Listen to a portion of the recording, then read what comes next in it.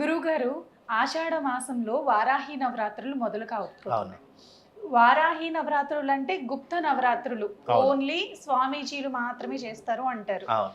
మామూలు మనుషులు కూడా చేసుకోవచ్చా గురువుగారు? తప్పకుండా తెలియజేస్తాను. చాలా మంచి ప్రశ్న. అందరికీ అర్థమయ్యేలా, అందరూ అర్థం చేసుకునేలా తప్పకుండా తెలియజేస్తాను. ముందుగా ప్రేక్షకులందరికీ శ్రీమాత్రే నమః, శ్రీ గురుభ్యో నమః. జ్ఞానినాంనపి చేతాంసి దేవీ భగవతి హి సా బలాయ కృష్ణమోహాయ మహామాయా ప్రయశ్చతి.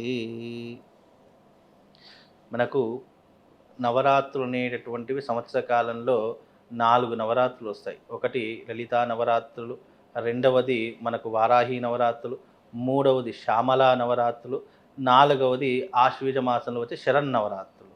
అయితే దీంట్లో 3 ప్రధానమైనటువంటివి గుప్త నవరాత్రులు అని పేరు. గుప్తము అంటే అర్థం ఏంటి అంటే ఎవరికి తెలియకుండా రహస్యంగా చేసుకునేటటువంటివి అని అర్థము. అలాగే ఇవి ఎప్పుడైతే సోషల్ మీడియా రావడం జరిగిందో, ఎప్పుడైతే ఈ టెక్నాలజీ పెరిగిందో, అందరికీ ఈ టీవీలో ప్రసారం అయ్యేటటువంటి చూసి ఇది చేస్తే మా కోరికలు తీరుతాయి. అంటే కోరికలు తీర్చుకోవడానికి, మనకున్నటువంటి కష్టాల నుంచి బయటపడడానికి అందరూ ఆచరించడం మొదలుపెట్టారు. నిజానికి ఇవి ఈ గుప్త నవరాత్రులు గానీ, వారాహి నవరాత్రులు గానీ ఎవరు ఆచరణ చేసుకోవాలి అనంటే గనక ఉపాసన చేస్తున్నటువంటి వారు, అమ్మవారి యొక్క సాధనలో నిమగ్నమైనటువంటి వారు, మీరన్నట్టుగా చాలామంది పీఠాధిపతులు పీఠాన్ని పెట్టుకున్నటువంటి వాళ్ళు ఉంటారు. అలాంటి వారు అంటే మంత్రోపదేశం ఉన్నటువంటి వాళ్ళు నిజానికి ఈ సాధన అనేటటువంటిది చేసుకోవడం ధర్మాచారము అని అర్థము.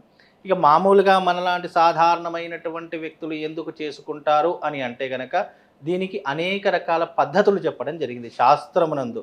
అయితే సామాన్య మానవుడు కూడా చేసుకునేటటువంటి లౌకిక విధానం కూడా అమ్మవారికి మనము ఆచరణ చెప్పడం జరిగింది. అంటే కేవలము పీఠాధిపతులతోనే కాదు, మామూలు వ్యక్తులు కూడా చేసుకునేటటువంటి అవకాశము ఆ భగవంతుడు మానవాళికి అందించాడు. ఎందుకు అని అంటే గనక ఒక శక్తి కానీ భగవంతుడు కానీ ఏం కోరుకుంటాడు ఒక మనిషి దగ్గర నుండి అని అంటే గనక భక్తిని కోరుకుంటాడు, నమ్మకాన్ని కోరుకుంటాడు.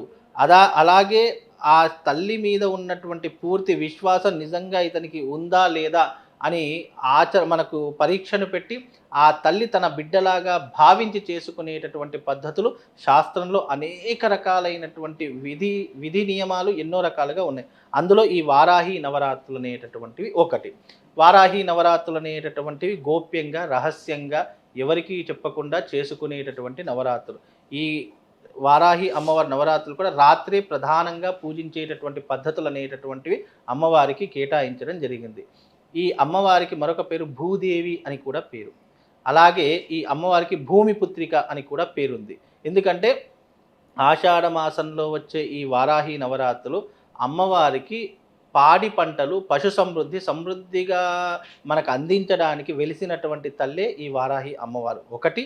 అలాగే ఈ అమ్మవారిని గ్రామ దేవతగా అని కూడా పూజిస్తూ ఉంటారు. అందుకే మీరు ఎప్పుడైనా గమనించి ఆషాఢ మాసంలోనే బోనాలు ఎందుకు తీస్తాము, ఆషాఢ మాసంలోనే ఎందుకు వర్షాలు అధికంగా కురుస్తాయి, ఆషాఢ మాసంలోనే ఎందుకు ఈ రైతులు నాట్లు వేస్తారు అని అంటే ఈ ఆషాఢ మాసంలో గ్రామ దేవతను పూజించి, లేదు అని అంటే చాలామంది అప్పటి కాలంలో ప్రతి ఒక్కరి అగ్రికల్చర్ ల్యాండ్లో చిన్న చిన్న గూళ్ళు ఉండేటటువంటివి లేదా చిన్న చిన్న ఆలయాలు ఉండేటటువంటి పద్ధతులు చాలా మట్టుగా కనిపించాయి మనకు. కానీ ఇప్పుడున్నటువంటి ఈ జనరేషన్లో ఎక్కడా కూడా లేవు. కాకపోతే ఏంటి అని అంటే కనుక అవి రానున్న కాలం కనుమరుగాయి. కానీ పూర్వకాలం ఎలా ఉండేదంటే వారాహి అమ్మవారిని పూజించి అమ్మవారికి బలులు సమర్పించి, మామూలుగా గుమ్మడికాయలో ఇప్పుడున్నటువంటి తరహాలో ఏదో మేకలో గొర్రెలు బలులు ఇచ్చి అప్పుడు నాట్లు వేయడానికి పొలంలో అడుగు పెట్టేవాళ్ళట. మొదటి అడుగు ఎప్పుడైతే అమ్మవారిని పూజించి బలిచ్చి ఎప్పుడైతే చేస్తారో అప్పుడే పొలంలో అడుగు పెట్టేవాళ్ళట. అలాంటి పద్ధతులు ఉండేవి. అప్పుడు ఎందుకు అలా అంటే మాకు పాడి పంటలు పశు సమృద్ధిగా ఉండాలి, ఎలాంటి కరువు కాటకాలు ఉండకూడదు అని చెప్పి అమ్మవారిని పూజించి అప్పుడు పొలంలో నాటు వేసేవాళ్ళు. ఇది ఈ మాసం అంతా కూడా రైతుల పండగ అని కూడా చెప్పుకోవచ్చు. అందుకే ఈ ఆషాఢ మాసం అమ్మవారికి చాలా ప్రసిద్ధి. ఎందుకు గోప్యంగా చెప్పారు అని అంటే కనుక రైతులు రహస్యంగా చేసుకునేటటువంటి పూజ, రైతులు రహస్యంగా అమ్మవారికి సమర్పించేటటువంటి వివిధ రకాలైనటువంటి ఈ యొక్క బలులు కానివ్వండి లేదా ఆరాధించేటటువంటి విధానం కానివ్వండి అప్పటి కాలంలో రహస్యంగా చేసుకునేటువంటి పద్ధతులు ఉండేటవి. అందుకే దీన్ని గుప్త నవరాత్రులు అని కూడా పిలవడం జరిగింది. అందుకే ఈ మాసంలో అమ్మవారిని ఆరాధించవచ్చు. ప్రతి ఒక్కరూ ఆరాధించవచ్చు. ఎందుకంటే ఇప్పుడు అందరికీ తెలిసిపోయింది. అప్పట్లో ఏంటంటే వారాహి అమ్మవారిని గుప్త నవరాత్రులు ఎవరికీ తెలిసేవి కాదు. ఎప్పుడైతే మీడియా సమాచారం ద్వారా అమ్మవారి యొక్క నవరాత్రులు ఆషాఢ మాసంలో ఉన్నాయని తెలిసిందో ప్రతి ఒక్కరూ ఆచరించడం మొదలుపెట్టారు. మామూలు వాళ్ళు ఏ విధంగా పూజించాలి గురువుగారు? మామూలుగా అమ్మవారి యొక్క ఆరాధన చేసుకునేటటువంటి నిజంగా ఇది ఆషాఢ మాసంలో మొదటి 9 రోజులు చాలా విశేషమైనటువంటివి. ఇవి దాదాపుగా మనకు జూన్ 26వ తారీఖు నుండి ప్రారంభమవుతున్నాయి. కనుక జూన్ 26వ తారీఖు నుండి ఈ యొక్క ఆషాఢ మాసంలో వారాహి అమ్మవారి యొక్క నవరాత్రులు ప్రారంభమవుతాయి.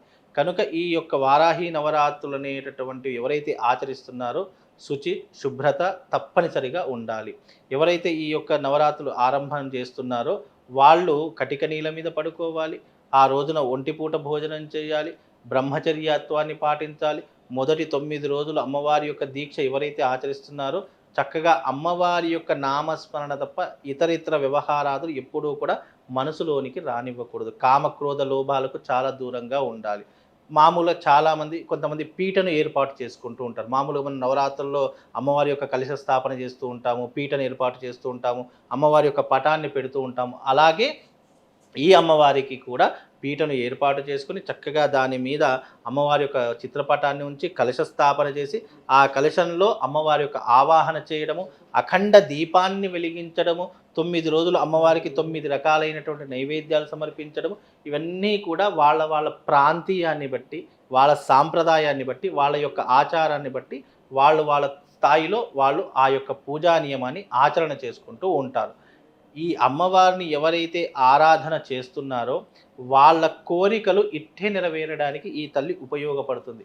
ఎక్కువగా ఎవరు పూజించాలి ఈ అమ్మవారిని అంటే భూ వివాదాలు ఉన్నటువంటి వాళ్ళు, అంటే ఆస్తి తగాదాలు, భూమి గొడవలు ఉన్నటువంటి వాళ్ళు, రియల్ ఎస్టేట్ రంగంలో రాణించాలి అని అనుకునేటటువంటి వాళ్ళు, ఎవరికైతే నరదృష్టి కానీ చెడు దృష్టి కానీ ఎవరి మీద ఉంది అని చెప్పేసి ఇబ్బందులు పడుతున్నారో అలాంటి ప్రతి ఒక్కరూ కూడా ఈ అమ్మవారిని ఆరాధించడం వల్ల ఇవన్నీ కూడా నెగిటివ్ ఎనర్జీ అంతా కూడా దూరం అయిపోయేటటువంటి అవకాశాలు, అలాగే రైతులకు పాడి పంటలు పశు సమృద్ధిగా కలగడానికి ఈ అమ్మవారిని ఆరాధించేటటువంటి పద్ధతి మనకు పురాణ కాలం నుంచి వస్తున్నటువంటి పద్ధతి. కాలం మారుతున్న కొద్ది పద్ధతులు మారాయి, పద్ధతులు మారుతున్న కొద్ది ఆచారాలు మారాయి, ఆచారాలు మారుతున్న కొద్ది సాంప్రదాయాలు, అంటే ఒకటికొకటి మార్పు చెందుకుంటూ వచ్చింది. ఇప్పుడు టెక్నాలజీ పెరిగిందని ఎవరి తరహాలో వాళ్ళు చేసేసుకుంటూ ఉన్నారు. కానీ పూర్వకాలం గోమయంతో అలిగి, గోపంచతంతో అలిగి, ఇంటికి చక్కగా ముగ్గులు వేసి, మామిడి తోరణాలు పెట్టి, మొదటి 9 రోజులు దీక్ష వహించి ఎంతో చక్కగా ఇల్లంతా కలకలలాడేటటువంటి పండగలా చేసుకునేటటువంటి వారు. కానీ ఇప్పుడు నవరాత్రులు వచ్చాయి, చేసుకున్నాం, అయిపోయిందా అయిపోయింది అంతే మట్టుకుంటుంది తప్ప దీన్ని ఎవరు శ్రద్ధ, ఏదైనా భగవత్ ఆచరణ చేసేటటువంటి వారు మనస వాచ కర్మణ త్రికరణ శుద్ధితో చేస్తేనే నువ్వు చేసిన పూజకు ఫలితం దక్కుతుంది. లేదు అని అంటే నువ్వు కోట్లు ఖర్చు పెట్టినా ఫలితం దక్కదు. మనం ఏదో ఆడంబరంగా చేసుకోవడానికి ప్రయత్నం చేయకూడదు, భక్తితో చేయడానికి మనం ప్రయత్నం చేయాలి తప్ప నువ్వు ఆడంబరంతో చేసావు, నేను 10 మందికి నేనేంటో చూయించాలి అని చెప్పి చేసావు అనుకో, అది ఏ పూజ అయినా నిరుపయోగమే. కనుక అమ్మవారికి కూడా భక్తే ప్రధానము. కాబట్టి నువ్వు మనసులో ఉన్నటువంటి కోరిక నిష్కల్మషమైంది అంటే తప్పకుండా ఆ అమ్మవారు నెరవేరుస్తుంది. అలాంటి కోరికలు నెరవేర్చుకోవడానికి సాధారణమైనటువంటి వ్యక్తి నుంచి కుబేరుడి వరకు ఎవరైనా అమ్మవారి దీక్షను చేసుకోవచ్చు. కాకపోతే అమ్మవారి మీద విశ్వాసం నమ్మకంతో ఉన్న ప్రతి ఒక్కరూ ఈ వారాహి నవరాత్రులను ఉపయోగించుకోండి. వాళ్ళ కోరికలు ఆ తల్లి తప్పకుండా నెరవేరుస్తుందమ్మా.